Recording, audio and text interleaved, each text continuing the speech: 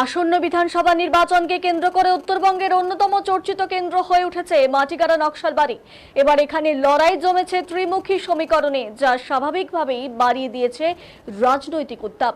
একসময় কংগ্রেসের শক্ত ঘাঁটি হিসেবে পরিচিত এই আসনে 2021 সালে বড়সড় পরিবর্তন আসে, যখন বিজেপির আনন্দময় বর্মন জয়লাভ করে পুরনো সমীকরণ ভেঙে ফেলে।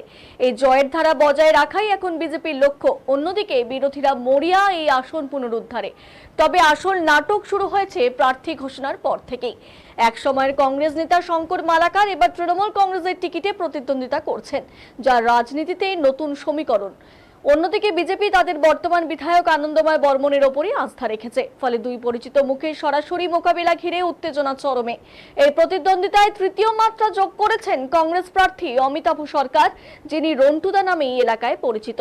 দীর্ঘদিনের সংগঠক হিসেবে তার পরিচিতি রয়েছে, এমনকি অতীতে শঙ্কর মালাকারের সাফল্যের পেছনেও তার ভূমিকা ছিল বলে মনে করা হয়।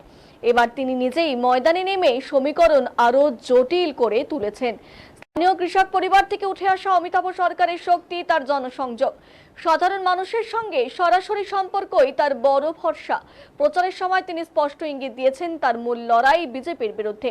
তৃণমূলকে তেমন গুরুত্ব দিচ্ছেন না বলেও মন্তব্য করেছেন। সব মিলিয়ে মাটিগাড়া নকশালবাড়ি এখন কেবল একটি ভোট কেন্দ্র নয়, এটি পরিণত হয়েছে রাজনৈতিক শক্তি, ব্যক্তিত্ব ও সমীকরণের এক গুরুত্বপূর্ণ মঞ্চে। Queen. Yeah, but I the whole attention to now the Yes. You are very strong fighter in Congress party in last 50 years. Okay? Thanks. पहले जोर ले भानु बस सुनना ना पूरे खत्म हो जाएगा एक बंदे मातरम।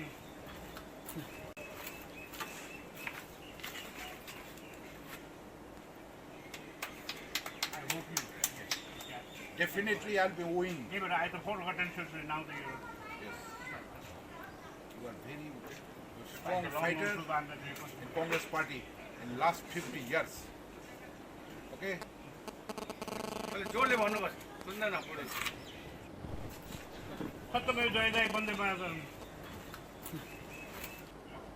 নমস্কার, আপনারা দেখছেন ডিজিটাল বাংলা। আমি আপনাদের সাথে স্ত্রীরা সরকার। আজ আমরা চলে এসেছি মাটিগাড়া নকশালবাড়ির বিধানসভায়, যেখানে আমরা পেয়ে গিয়েছি আমাদের সাথে কংগ্রেসের মনোনীত প্রার্থী মাটিগাড়া নকশালবাড়ি বিধানসভার অমিতাভ সরকার, সকলের প্রিয় রন্টুদা। কথা বলবো তার সাথে, কি বলছেন তিনি। নমস্কার দাদা, ডিজিটাল বাংলাকে অসংখ্য ধন্যবাদ সময় দেওয়ার জন্য। নমস্কার, সবাইকে নমস্কার। প্রথমেই বলি দাদা, কেমন আছো? আছি, রাজনীতির ময়দানে 40 বছর ধরে আছি, আগামী দিনেও থাকবো। নির্বাচনটা কোনো আমার কাছে ব্যাপার নয়। এর আগে আমি অনেকের জন্য নির্বাচন করেছি, যাদের জন্য নির্বাচন করেছি সবগুলোতে সফল হয়েছি। এবার একটু উৎসাহিত এবং আনন্দও লাগছে এই জন্যে যে এতদিন তো অন্যদের ইলেকশন করেছি, এবার নিজের ইলেকশন করছি। খুবই ভালো লাগছে। যেখানে যাচ্ছি সেখানে মানুষের একটা ব্যাপক সাড়া পাচ্ছি, মানুষ ডেকে ডেকে নিয়ে যাচ্ছে। যেই জায়গাগুলোতে পৌঁছাতে পারছি না সেখানে লোকে ডাকছে। এই সকাল সকাল আমরা সমস্ত বনবস্তি টনবস্তি এই সবগুলো অঞ্চলগুলো থেকে আমরা ক্যাম্পেনিং করে আসলাম। বিকালবেলায় আবার আমাদের প্রোগ্রাম আছে, আজকে ডক্টর বি.আর. আম্বেদকরের জন্মদিন। ওখান থেকে আমরা ওনাকে শ্রদ্ধা নিবেদন করে আবার আমরা জনসংযোগে আমরা বেরোবো। সারাদিনই ঠাসা প্রোগ্রাম। দাদা, যদি বলি প্রচার কেমন চলছে এবং মানুষের সাড়া কতটা? অভূতপূর্ব। মানে আমি আশা করিনি যে আমাকে মানুষ এইভাবে আমাকে সহযোগিতা করবে, আমাকে এইভাবে উৎসাহিত করবে। এটা কিন্তু আমি নির্বাচনে দাঁড়ানোর আগে আমি কিন্তু এটা বুঝতে পারিনি, কিন্তু যত নির্বাচনটা সামনে আসছে তত আমি মানুষের ভালোবাসা, মানুষের আশীর্বাদ, মানুষের সমর্থন আমি এত বেশি পাচ্ছি। মানে আমি অত্যন্ত আনন্দিত। দাদা, তোমার বিপরীতে যারা আছে তাদের কিভাবে দেখছো এবং কিভাবে নিচ্ছো? চলুন, এই মুহূর্তে আমার বিপরীতে একমাত্র একজনই আছে, সেটা হচ্ছে বিজেপি প্রার্থী। তৃণমূলে যিনি দাঁড়িয়েছেন গত 2011, 2016 এবং 2021-এ তিনি হাত চিহ্নে দাঁড়িয়েছিল। যেমন গতকাল যে আমাদের একটা স্ট্রিট কর্নার ছিল, আমরা যেখানেই যাচ্ছি সেখানেই বলছি যে বিগত দিনে যিনি 3 বার কংগ্রেসকে আপনারা যাকে ভোট দিয়েছিলেন তাকেও হাত চিহ্নে ভোট দিন, এবং আমি অমিতাভ সরকার, আমাকেও আপনারা হাত চিহ্নে ভোট দিন। এইভাবে আমরা আমাদের প্রচারটা সকাল থেকে সন্ধে আমাদের চালু থাকছে। গতকাল প্রায় রাত্রির 11টা পর্যন্ত আমাদের প্রচার ছিল। কারণ এইসব জায়গাগুলো হচ্ছে কি বেশিরভাগই চা বাগান এবং শ্রমিক শ্রেণী মানুষের বসবাস।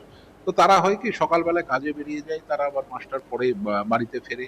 সকালবেলায় তাদের কাছে যেতে গেলে ধরেন ওই আমাদেরকে ওই 6টা থেকে 8টা 8:30টার মধ্যে যেতে হয়। সেইভাবে আমরা এই সমস্ত শ্রমিক এরিয়াগুলোতে যারা বসবাস করে থাকে, শ্রমিক ভাই বোনরা, সেই সব জায়গাগুলোতে আমরা যাচ্ছি। তাছাড়া আমাদের সারাদিন তো দিনের বেলায় আমাদের মিটিং, মিছিল, পদযাত্রা, জনসংযোগ এগুলো আমাদের লেগেই আছে।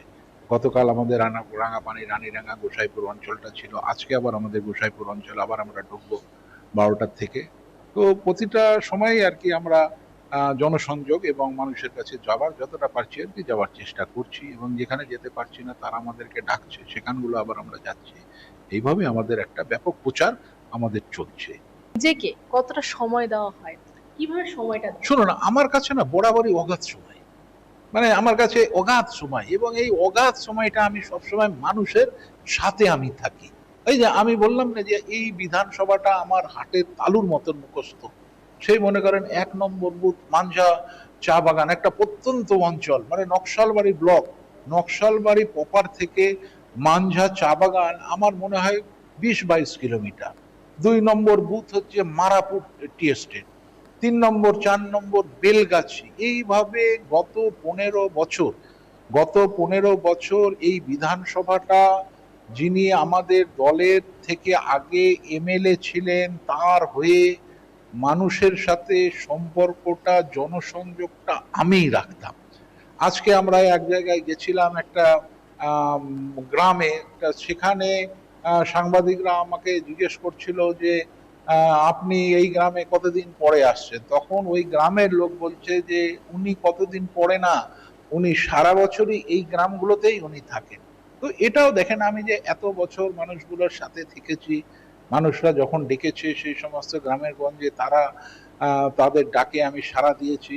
হয়তো কোনো কাজ তাদের আমি করতে পেরেছি, কোনোটাতে হয়তো আমি বিফল হয়েছি, কিন্তু আমি সবসময় তাদের সাথে, এই অঞ্চলের মানুষের সাথে কিন্তু আমি সারা বছর যোগাযোগ এবং আমি থাকার চেষ্টা করেছি, এবং আগামী দিনেও আমি করব। তাতে যে আমি এমএলএ হলে যে আমি করব বা করব না সেটা ব্যাপার না। আমি যেমন ছিলাম অমিতাভ সরকার রন্টু, আমি আজকেও তাই আছি, আগামী দিনেও তাই থাকবো। মানে এই কাজে আমার কোনো পরিবর্তন নেই।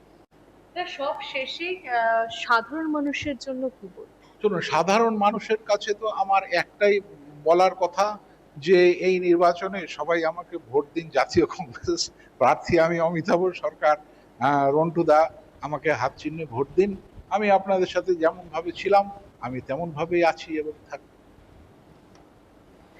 আমরা কিন্তু কথা বললাম মাটিগাঁও নকশালবাড়ির মনোনীত কংগ্রেস প্রার্থী অমিতাভ সরকার অর্থাৎ রন্টু দার সাথে। সমস্ত কিছু আমরা আপনাদের সামনে তুলে ধরলাম। আমরা আবারও যুক্ত হব বিধানসভা নির্বাচনের বিভিন্ন আপডেটের সঙ্গে। ততক্ষণ পর্যন্ত চোখ রাখুন ডিজিটাল বাংলার পর্দায়। ক্যামেরা ঋত্বিক ভট্টাচার্যের সাথে আমি শ্রিয়া সরকার, শহর শিলিগুড়ি। নমস্কার।